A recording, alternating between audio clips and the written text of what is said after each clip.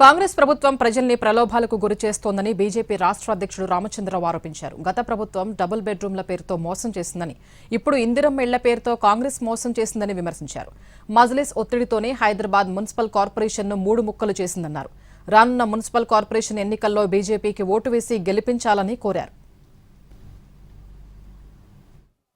ఇందిరమ్మ ఇళ్ళని ఈ విధంగా గతంలో కూడా ప్రభుత్వము డబుల్ బెడ్రూమ్ అని చెప్పారు. ఆ బోయిగూడలో కొన్ని ఇల్లు కట్టి ఇగో ఇవే డబుల్ బెడ్రూమ్ అన్నారు. హైదరాబాద్ ప్రజలందరూ కూడా డబుల్ బెడ్రూమ్ వచ్చేసిందని చెప్పడం జరిగింది. గత ప్రభుత్వం కూడా డబుల్ బెడ్రూమ్ పేరు మీద ప్రజల్ని మోసం చేసింది, పేద ప్రజల్ని. మీరు కూడా అదే పని ఈరోజు ఇందిరమ్మ ఇళ్ళ పేరు మీద ప్రజల్ని మోసం చేస్తా ఉన్నారు. రిలీజ్కు మళ్ళీ ఒక భాగము ధారాదత్తం చేయడానికి మీరు హైదరాబాద్ మున్సిపల్ కార్పొరేషన్ అది అదే విధంగా ఉంచి ఇటు సైబరాబాద్ మల్కాజ్గిరి కార్పొరేషన్ తీసుకురావడం జరిగింది. ఇది కేవలము మజ్లీస్ ఒత్తిడి మీద తీసుకురావడం జరిగింది. కేసీఆర్ గారు తుగ్లక్ పనిచేశాడు అన్ని.